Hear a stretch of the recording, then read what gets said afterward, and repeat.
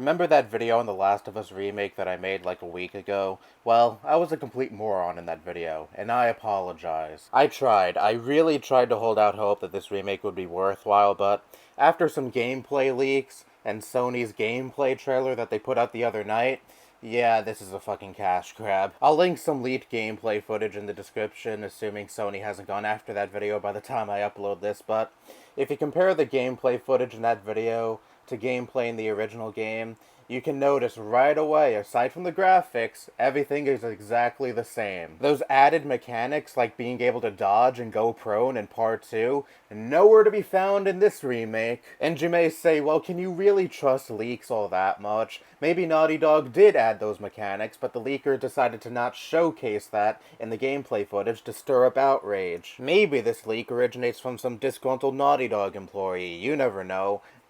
Wrong. In the gameplay trailer from PlayStation's official YouTube channel, these mechanics were nowhere to be found, nor even mentioned whatsoever. So it's safe to assume that a lot of the added gameplay mechanics in Part 2 that made Part 2's gameplay so fucking great will not be present in Part 1's remake. So you're basically getting the same fucking game, but with better graphics. What in the fuck happened to this game supposedly being built from the ground up, like Naughty Dog promised it would be when they announced this like a month ago? This shit is pretty much an overglorified remaster of the already existing remaster for the PS4. This is worth nowhere near $70 fucking dollars. Even when I was defending this remake, I still did not think this would be worth $70. But I still said maybe there would be a lot of added gameplay mechanics that would make this game worthwhile. So therefore, I wouldn't be so mad about this game being $70 if all of the added mechanics from Part 2 are going to be in this game. But obviously, that all went right out the fucking window.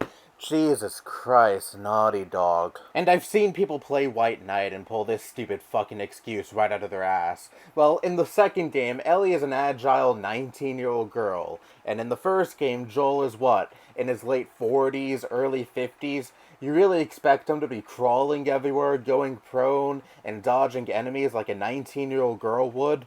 Yes. Maybe he would not have the same reflexes as Ellie did in the second game, but still, that is no fucking excuse to not add these mechanics in the remake. I don't give a fuck if that wouldn't be realistic. If you want to talk about realism, so many points in this story, if it played out in real life, Ellie and Joel would be dead within fucking seconds. Like, for example, and spoiler alert by the way, for those who haven't played the first game and want to play the first game, and please do, when Joel gets severely pierced through his body in that college, he would have bled out within minutes in real life, and he would not have survived under the care of a teenage girl with no medical experience whatsoever. So if I could suspend my disbelief for that, I can sure as shit suspend my disbelief for Joel being able to dodge enemies, going prone and crawling all over the place.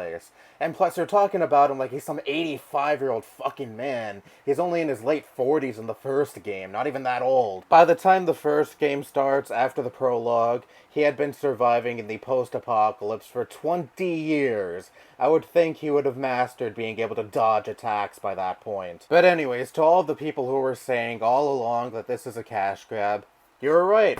You're absolutely right, and I was completely wrong to hold out hope that this would not be a cash grab. And that gameplay trailer from Sony was fucking pathetic. Barely any gameplay was even shown in that video. They mostly just went on and on about accessibility features, and the addition of permadeath and a speedrun mode, and haptic feedback and adaptive triggers, and yes, all of that is all well and good, but that still does not make this remake worth $70 fucking dollars. Look, if they made this like a $10 patch for those who own the remaster on PS5 and sold this separately for maybe like $30 or $40, then fine. I wouldn't be complaining, because truth be told, the game itself, I don't entirely hate. Visually, it looks absolutely stunning, and I do love haptic feedback and adaptive triggers on the DualSense. But the beautiful graphics, support of adaptive triggers and haptic feedback, a speedrun mode, a permadeath mode, all that shit, do not, absolutely do fucking not, justify hacking the price up to $70 goddamn dollars for this. What matters first and foremost at the end of the day is the gameplay, and Naughty Dog absolutely failed to deliver on this front. So if the gameplay is not drastically altered in any sort of way in this remake, then what the fuck was the point? To siphon money out of those gullible enough to pay full price for this shit? Oh wait, That probably is it. If I ever get this, it'll be secondhand and in used condition. And by that point, it'll probably be dirt cheap. If you want to play this, please do not pay full price for this shit. Because this is nothing more than a graphical upgrade for a game that is not even 10 years old at this point, but still wants to masquerade around as a remake. What an utter fucking joke. That's all I have to say. Bye-bye.